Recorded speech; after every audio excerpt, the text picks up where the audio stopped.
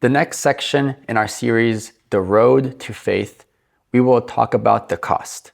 If I follow him, what will I lose?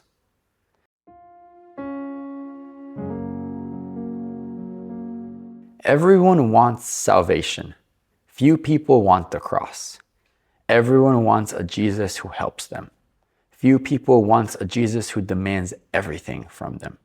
So far on this road, in the storm, you discover that you do not have control over life. In shame, you discover that you cannot save yourself. In confusion, you discover that you do not see clearly. Now comes the real question. If I follow him, what will I lose? This is where most people stop. Peter had just said, "You are the Christ." That is correct. But when Jesus says, "I must suffer," Peter rebukes him. Why? Because Peter wants a Christ without a cross. Then Jesus does something radical. He no longer speaks only to the disciples. He turns to the crowd and says, "If anyone wants to come after me." Now, this is no longer only about Jesus. It is about you. He must deny himself. This is the key term. It is an aorist imperative middle verb. It describes a decisive action, not a slow process. It is a clear command, not an option. It communicates this, that you do not continually negotiate the terms.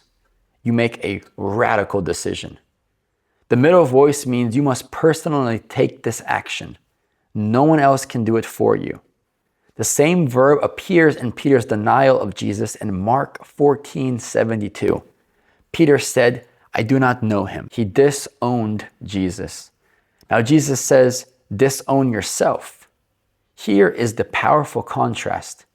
Peter denied Christ in order to save himself. You must deny yourself in order to follow Christ. This does not mean hating yourself, denying your value, becoming passive, losing your personality. No, the Bible does not teach destruction of identity. It teaches the reordering of authority. To deny yourself means surrendering the right to remain the center and ruler of your life. You step down from the throne. You are no longer the final moral standard, the source of truth, the center of every decision. Practically, you no longer say, "I feel this is right," or "I believe this is the correct way," or even "I decide the direction of my life." Instead, Christ defines what is good, what is true, where your life must go. This theme appears throughout Scripture. In Genesis 3, humanity reaches for autonomy. In Proverbs 3:5, it says, "Do not lean on your own understanding." Luke 9:23 speaks about daily, continual self-denial. Romans 12:1 presents you to sacrifice your body as a living sacrifice. The deepest problem is not merely at your behavior. The deepest problem is who rules. Here is the key statement.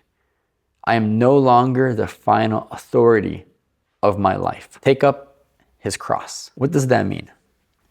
What does it mean historically?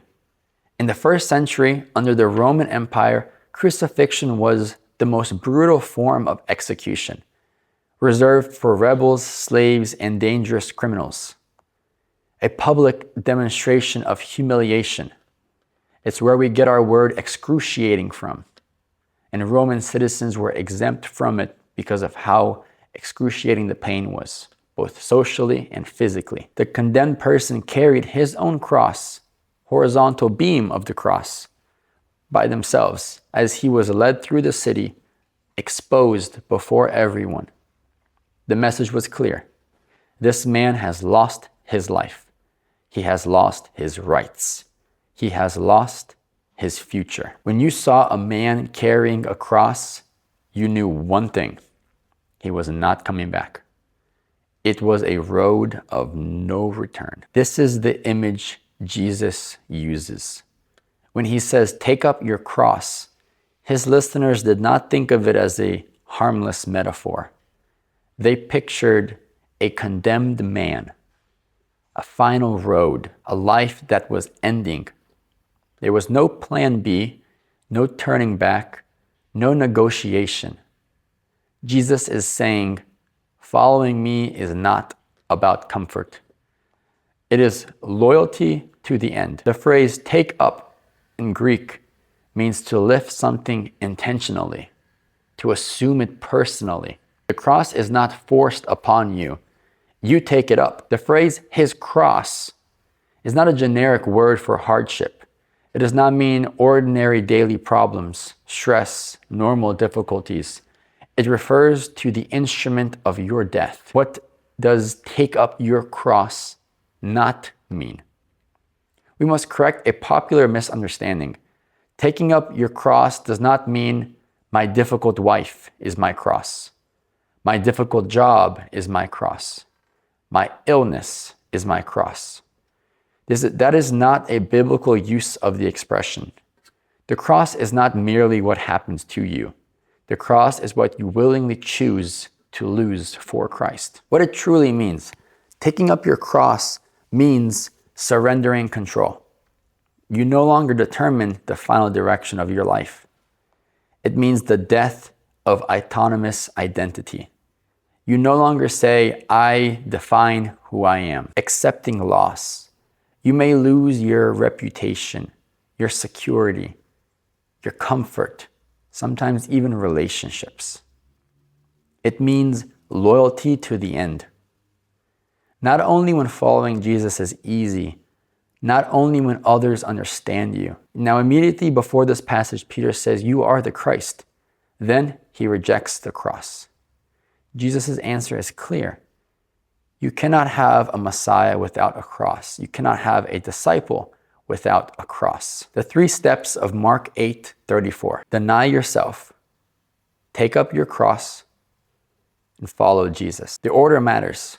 Deny yourself, take up your cross, and follow Jesus. First, you surrender yourself, then you accept the death of your autonomy, and then you follow him. A real-life illustration is in 1956, a young missionary named Jim Elliot went to Ecuador to bring the gospel to a dangerous and isolated people group. He understood the risk. He knew he might die. But before his death, he wrote, "He is no fool who gives what he cannot keep to gain what he cannot lose." That is the cross. It is not meaningless loss. It is the right exchange. The paradox in it is whoever loses his life will save it refers to more than biological life. It includes identity, control, autonomy. Everything you obsessively try to protect can eventually control you. Your image, your security, your control, your future. But what you surrender to Christ is what you truly gain. Here is the key statement throughout all of this. The problem is not that you lose something. The problem is what you refuse to lose. Following Jesus is not an addition to your old life. It is a radical reorganizing of the center of your life. It is not Jesus added to your life. It is Jesus at the center of your life. How can we apply this? What am I trying hardest to protect? Maybe a good question to ask. Or what would surrendering control look like to me? Do I want Jesus as my helper or as my Lord? Can I accept a Messiah who suffers?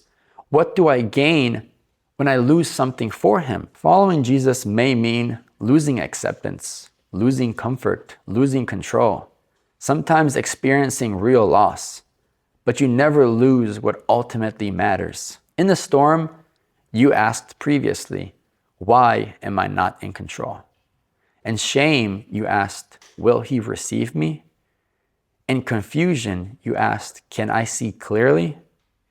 Now the question is, will I follow him even when it costs me? Jesus does not say, follow me if it's easy. He says, follow me even when it costs you everything. The ultimate question is not, what will I lose? The ultimate question is, whom will I gain? Because if you gain Christ, you have truly not lost anything.